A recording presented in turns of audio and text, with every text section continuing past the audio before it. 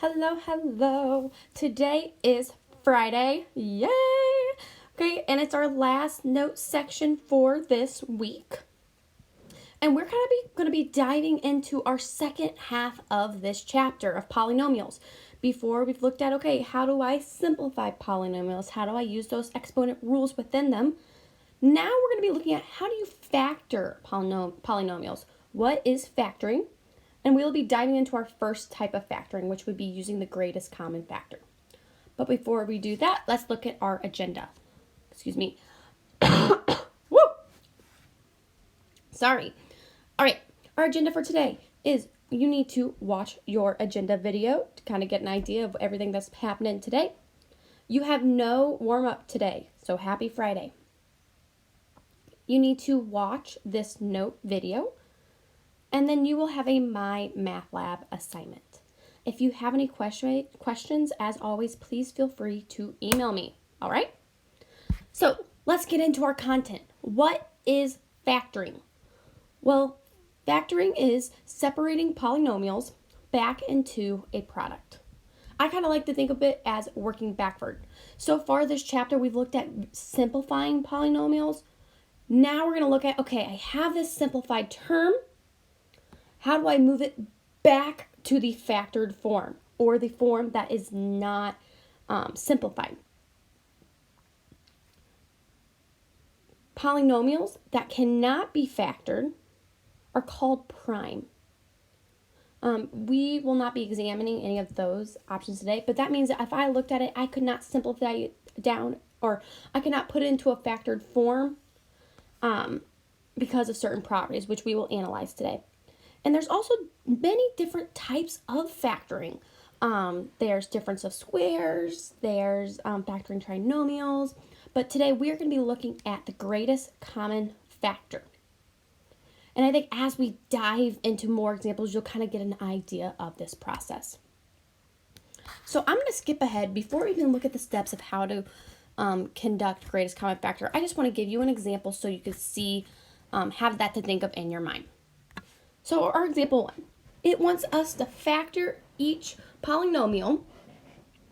You're going to check your work by distributing, and then if a polynomial cannot be factored, write prime. Okay, so this is my simplified form. I want to factor it so I have multiples of this problem. How am I going to conduct that? Well, we're going to use these steps. My step number 1. I need to identify the greatest common factor of the polynomial. Meaning, my factors, for example, if I had the terms 12 and 24, I want to see what are my factors of those numbers. Well, I could easily divide both of those by 1. I could divide both of those by 2. I can divide both of those by 3, 4, 6, 8, and 12. 12 is my highest term. So that's going to be my greatest factor. And I'll pull that out. When I pull that out, I divide each term by 12. Okay? And I leave the remaining factors within my parentheses. If both of these numbers had an x, I would also factor that out, okay? Because they both have x. They're both divisible by x. So let's look at our example, kind of get an idea what this looks like. I have 3x plus 12.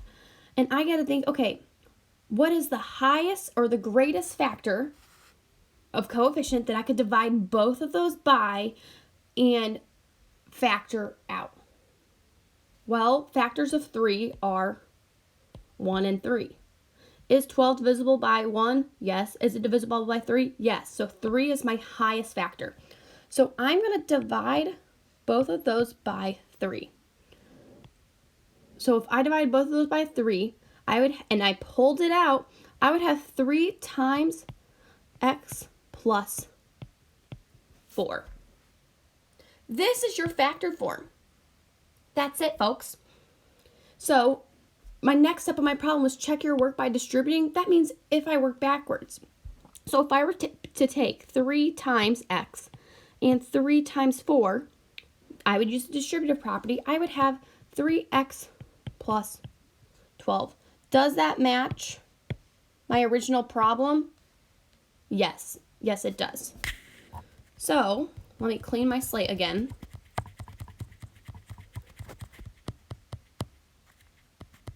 If I were wanting to factor 3x plus 12, I want to divide it up into multiples or factors.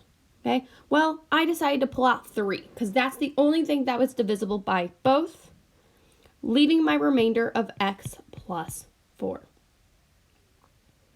If, for example,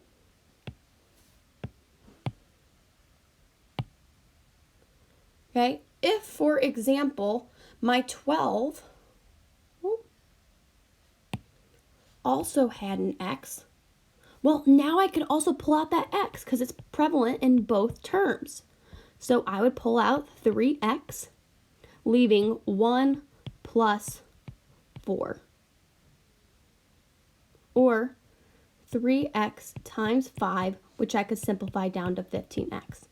Which, if you look back at my answer, if I had that x there, I could take 3x plus 12 to equal 15x. So factoring is just distributing your problem or reorganizing it so it looks in a different form. Well, I bet you some of y'all are thinking, okay, why do I need to know this? Why do I need to know how to do this? Well, this property becomes especially prevalent when you look at those really big challenge problems. And you want to kind of like cross out and get rid of some junk. Remember how when we were using the quotient rule, and if I would have x over x, I could cross those out?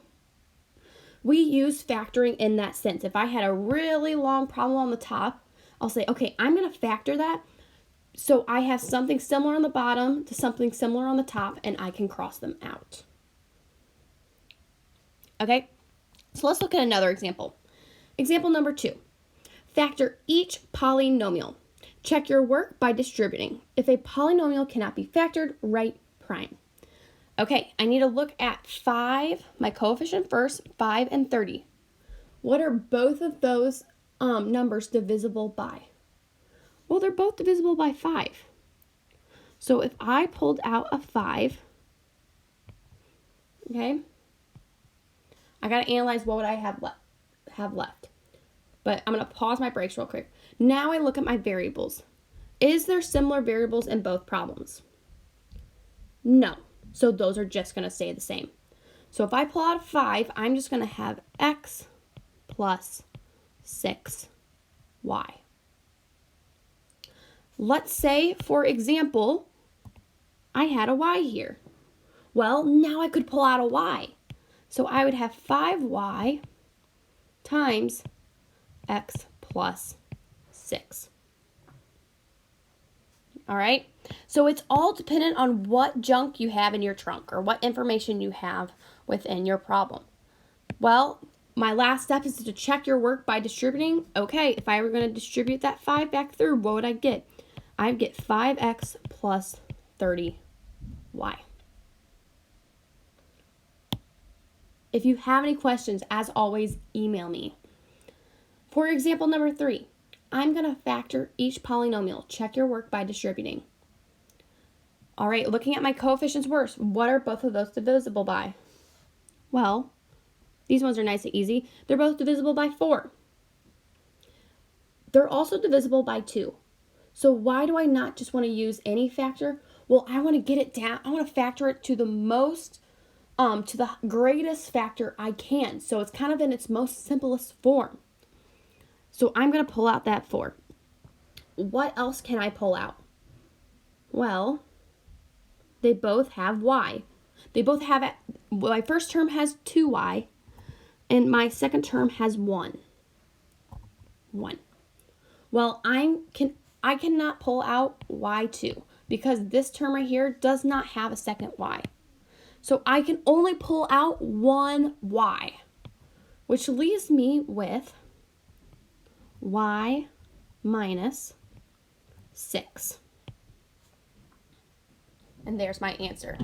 If I were to simplify that back or distribute back to check my answer, I would have 4y squared minus 24y. Does that match my problem? It does. So if you find yourself factoring and you're like, oh, Dang it, I don't know if I did that right. Redistribute it back and check your answer. It's nice that these have a self-check. All right, example number 4. I have 21CD minus 3D.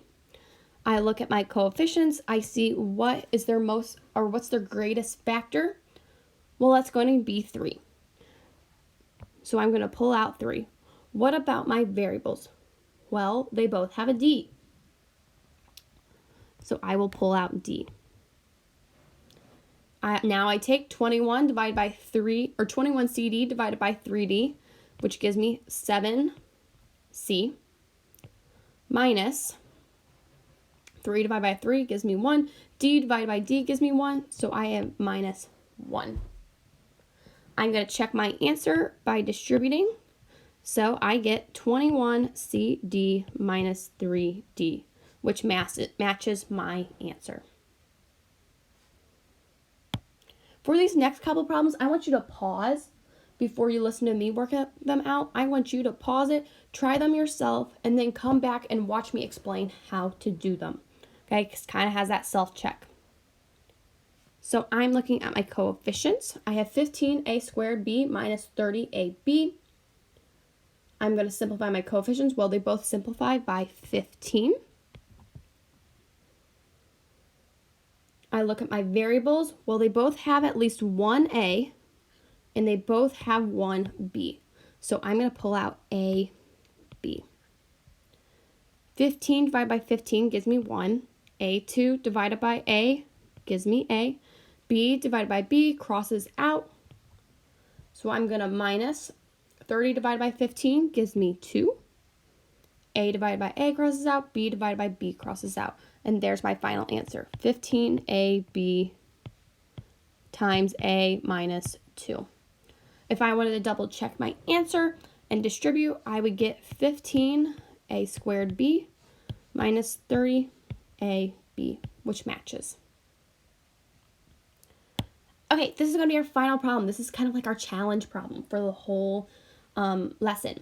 So I want you to pause, try it yourself, and then come back and check your answer. Looking at this problem, I see, okay, what is my greatest factor amongst all of my coefficients? Well, it's going to be 3. So I will factor out 3. Now I'm going to look at my exponents for my variables and see what's my smallest value that I can pull out. So for my a's, I have a3, a2, and a. So I'm just going to pull out a. For my b's, I have b2, b3, and b4. Well, b2 is my smallest, so I'm going to pull out b2. Then for my c, I have 1c, 2c, 3c, so I will pull out c. Now it's a matter of going through and dividing each of those terms by this factor. So 3 divided by 3 gives me 1. A3 divided by a gives me a2. B2's cross out, and c's cross out. Minus 9 divided by 3 gives me 3. A2 divided by a gives me a. B3 divided by b2 gives me b. C2 divided by c gives me c. Plus 15 divided by 3 gives me 5. A divided by a crosses out. B4 divided by b2 gives me b2. And c3 divided by c gives me c2. There's my final answer. Now I'm going to work backwards to double check my work. Well, 3 times 1 gives me 3. A1 plus A2 gives me A3. And B2C minus 3 times 3 gives me 9. A times A gives me A2. B2 times B gives me B3. And C times C gives me C squared. Plus 5 times 3 gives me 15. A, B to the 4th, C to the 3rd. I go back and I check my work. How'd I do? Woohoo! We got it. All right. So it's not as scary, as daunting as it can be. I feel like a lot of times when we get to these problems where it's just got a bunch of junk, our eyes kind of go cross. You just got to take them slow and you have to double check your work. That's all the content we're going to be looking at for today. So you've watched your agenda video. You've now watched your factoring polynomial with the greatest common factor notes video, and you're going to complete the My Math Lab assignment. With these problems, practice improves our ability to complete them. As well as when you do that practice, you identify, okay, what areas am I struggling in? So if you have any questions, please feel free to reach out to me. We're going to have a ton of practice of this over the next week or two. And you guys, hey, enjoy your weekend, okay? One thing I wanted to note is all of this work will be due Sunday at midnight. But if you want to do it Friday and get it done so you have your whole weekend to yourself, enjoy, okay? Don't go stir crazy sitting in your seat all day. All right, guys, have a good day.